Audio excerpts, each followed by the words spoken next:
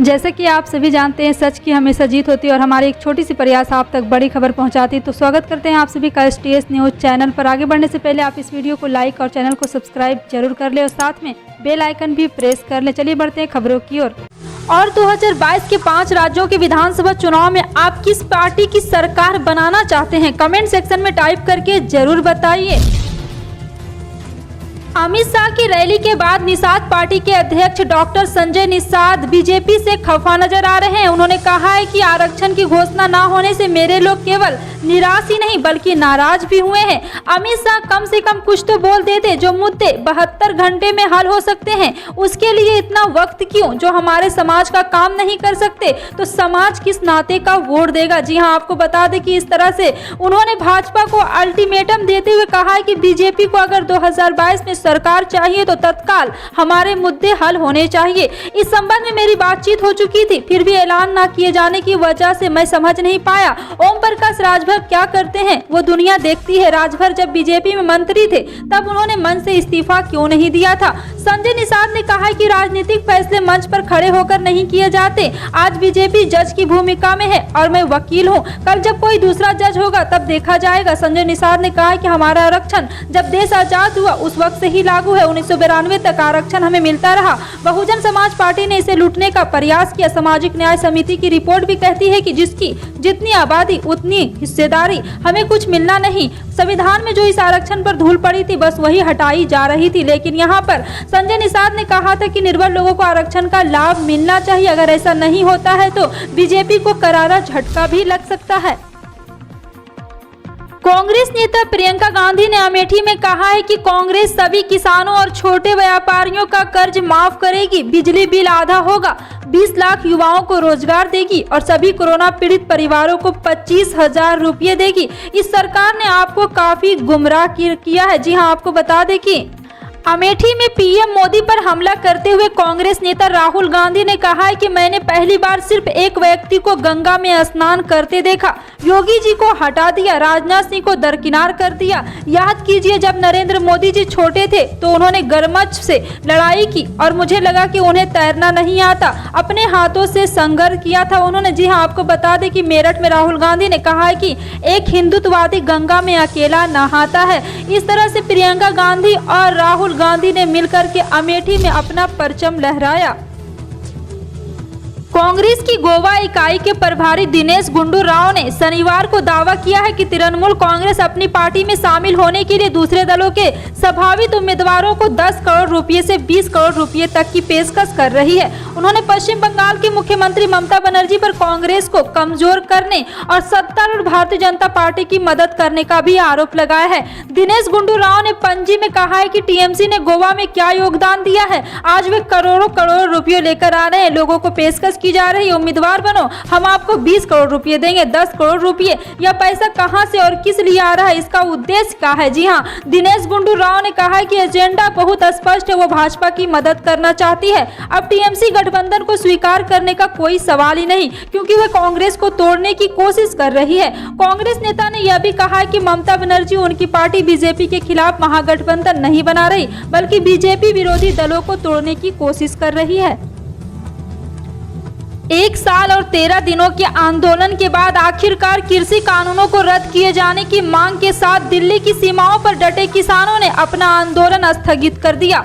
ऐलान के साथ ही दिल्ली के पास सिंधु बॉर्डर पर लगे किसानों के टेंट हट गए। किसानों के साल भर तक चले विरोध प्रदर्शन समाप्त होने के बाद से पूरे देश तमाम तरह की आशंकाएं और अनुमान जता रहा था कि किसान नेताओं का अगला कदम क्या होगा। क्या आगामी विधानसभा चुनाव में किसान नेताओं की भागीदारी को लेकर चल रही अटकलों के बीच किसान नेता का मिशन पंजाब शुरू हो गया है। भारतीय किसान यूनियन के अध्यक्ष गुरनाम चढ़ूने ने अपना राजनीतिक दल बनाने का ऐलान कर दिया। गुरनाम सिंह ने साफ कर दिया है कि उनका मिशन पंजाब 2022 जारी रहेगा। उन्होंने कहा है कि वो पंजाब की सभी 117 सीटों पर चुनाव लड़ेगी। चढ़ूने ने कहा है कि वो पंजाब में आगामी विधानसभा चुनाव नहीं लड़ेंगे लेकिन उनके पार्टी राज्य की सभी 117 सीटों पर चुनाव लड़ने की कोशिश करेगी। चढ़ूनी संयुक्त किसान मोर्चा के सदस्य हैं जो 40 किसान संगठन से मिलकर बना है। समाजवादी पार्टी अध्यक्ष अखिलेश यादव ने पीएम मोदी द्वारा सीएम योगी के समर्थन में दिए बयान पर पलटवार किया है। शाहजहांपुर के दौरे पर पीएम मोदी ने गंगा एक्सप्रेसवे का शिलान्यास करते हुए कहा है कि आज पूरे यूपी की जनता कह रही है कि शिलान्यास जरूरी था और यूपी प्लस योगी बहुत है उपयोगी। पीएम मोदी के इस बयान पर अखिलेश यादव ने हाथरस की बेटी और लखीमपुर की घटना को याद दिलाते हुए कहा है कि यूपी के लिए वर्तमान सरकार उपयोगी नहीं बल्कि अनुपयोगी है। अखिलेश यादव ने कहा है कि हाथरस की बेटी, लखीमपुर का किसान, गोरखपुर का व्यापारी, असुरक्षित महिला, बेरोजगार युवा, पीड़ित, दलित, पिछड़े सब कह रहे हैं यूपी के लिए वर्तमान सरकार उपयोगी नहीं अनुपयोगी है। यूपी वाले कह रहे हैं कि अगर कोई उपयोगी है तो मुख्य योगी कौन है। उन्होंने कहा है कि यूपी कहे आज का नहीं चाहिए भाजपा। पीएम मोदी ने कहा है कि काकोरी से क्रांति अलख जगाने वाले वीर शहीद क्रांति राम प्रसाद बिस्मिल जैसे लोग यहां पर आते हैं। पीएम मोदी ने कहा है कि करीब 600 किलोमीटर के गंगा एक्सप्रेसवे 36,000 करोड़ रुपए खर्च किए जाएंगे। इससे पहले अखिलेश यादव समाजवादी विजय यात्रा के साथ रायबरेली पहुंचे थे। रायबरेली में भी उन्होंने यूपी के बीजेपी सरकार पर जमकर हमला बोला था। मार्च 2022 में होने जा रहे पंजाब विधानसभा चुनाव के मद्देनजर सारी राजनीतिक पार्टियां तैयारी में जुट गई है। इसी कड़ी में आम आदमी पार्टी के राष्ट्रीय संयोजक व दिल्ली के मुख्यमंत्री 19 दिसंबर यानी कि रविवार को पंजाब के चंडीगढ़ पहुंचेंगे। यहां वह सेक्टर 43 के दशहरा ग्राउंड में होने वाली विशाल जनसभा को संबोधित करेंगे और इस दौरान चंडीगढ़ में 24 दिसंबर को होने वाले नगर निगम चुनाव को लेकर केजरीवाल आप प्रत्याशियों में जोश भरेंगे और जीत का मूलमंत्र देंगे। उनके साथ पंजाब के प्रभारी भगवंत मान, नेता प्रतिपक्ष हरपाल सिंह चीमा और चंडीगढ़ मामलों के प्रभारी जर्नैल सिंह भी होंगे। पार्टी के राष्ट्रीय नेता चंडीगढ़ मामलों के प्रभारी जर्नैल सिंह ने बताया कि सीएम अरविंद केजरीवाल की जनसभा को ऐतिहासिक बनाने के लिए तैयारियां पूरी कर ली गई है और जर्नैल सिंह ने बताया है कि चंडीगढ़ में आम आदमी पार्टी को लोगों को भरपूर समर्थन मिल रहा है। अगले साल फरवरी में होने जा रहे गोवा विधानसभा चुनाव से पहले शनिवार को कांग्रेस और गोवा फॉरवर्ड पार्टी ने गठबंधन का ऐलान कर दिया है। बता दें कि जीएफपी पहले गोवा में भाजपा के साथ सत्ता में साझेदारी रह रही थी, लेकिन जुलाई 2019 में पार्टी अध्यक्ष विजय सरदेसाई जो प्रमोद सावंत के नेतृत्व वाली सरकार में तत्कालीन उप मुख्यमंत्री थे सहित सभी 3 विधायकों को मंत्रिमंडल से हटा दिए जाने के बाद जीएफपी ने अपना समर्थन वापस ले लिया। गोवा में ऑल इंडिया कांग्रेस कमेटी के इंचार्ज दिनेश गुंडू राव ने एक प्रेस कॉन्फ्रेंस में बताया कि कांग्रेस और जीएफपी आने वाले चुनाव को मद्देनजर गठबंधन कर रही है। देश में इस समय राहुल गांधी ने हिंदू और हिंदुत्व पर बहस छेड़ दी है। उनका यह बयान अगले साल में होने वाले विधानसभा चुनाव में लगातार यहां फायदा पहुंचाएगा या नुकसान, यह देखने वाली बात होगी। लेकिन बीजेपी के साथ साथ दूसरे हिंदूवादी संगठन उन पर हमलावर हो गए हैं। बीजेपी का कहना है कि राहुल गांधी से आप उम्मीद नहीं कर सकते, उनकी समझ ही नहीं है। इन सब के बीच आरएसएस के कद्दावर चेहरे इंद्रेश कुमार ने भी कहा है कि हिंदू और हिंदुत्व को अलग अलग करके देखने का मतलब है कि आत्मा को शरीर से अलग करना है। अमेठी में कांग्रेस सांसद राहुल गांधी ने कहा है कि एक हिंदुत्ववादी गंगा में अकेला नहाता है जबकि एक हिंदू करोड़ों लोगों को साथ नहाता है। नरेंद्र मोदी कहते हैं कि वह एक हिंदू है, लेकिन उसने सच्चाई की रक्षा कब की है। जानकारों का कहना है कि दरअसल राहुल गांधी ने जो नया अवतार लिया है वो कांग्रेस के लिए मुश्किल भी खड़ी कर सकता है।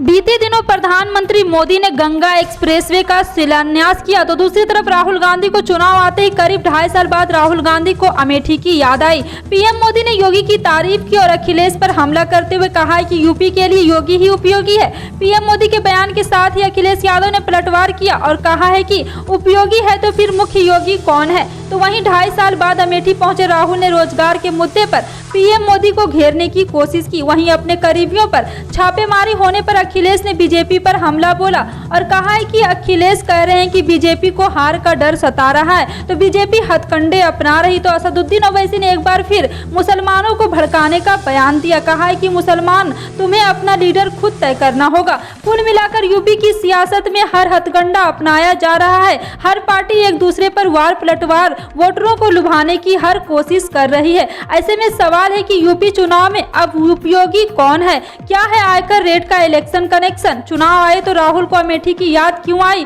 क्या यूपी के मुसलमानों को भड़का रहे हैं ओवैसी? जी हां, आपकी इन सभी खबरों पर क्या राय है? कमेंट सेक्शन में टाइप करके जरूर बताइएगा। पल पल की अपडेट जानने के लिए जुड़े रहें आप अपने NTS न्यूज।